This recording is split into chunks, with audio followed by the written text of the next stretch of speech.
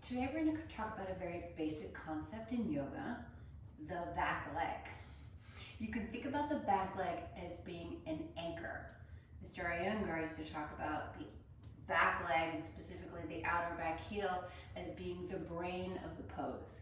In standing poses, the back leg is the anchor, the root to which you find extension and from which you mediate that opposition so you don't overload the front leg hip or overuse your back in the wrong curves, in the wrong orientation. So let me show you what I'm talking about. Downward facing dog, step a foot forward. The weight of the torso is over the front leg in a lot of the standing poses. Whether you're doing a side angle or the front leg is straighter, the back leg, the weight of the torso goes over the front leg, we kind of lose our brain from the farthest place is the back leg. You'll see the back leg not be straight, not be rooted. It will tend to pronate in. You'll lose the arch of the back foot, and all of that weight ends up decentrating the front leg hip. You'll see the pelvis will tend to rock over to one side, and that can lead to repetitive stress injuries over time. A way to mediate that is to keep your brain in the back foot. Even if it's lifted, you plug the ball of the foot in.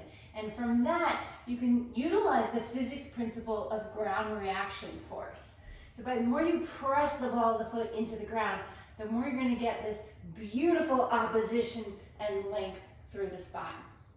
Now to take that a step further, we can utilize the wall. If I just switch back a little bit. So now I have the ball of my foot pressing into the ground, but I also have that tactile contact of the heel to the wall. I don't need my arms for balance.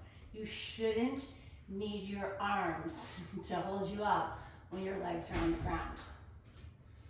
Now we can take one hand over here, do a twist.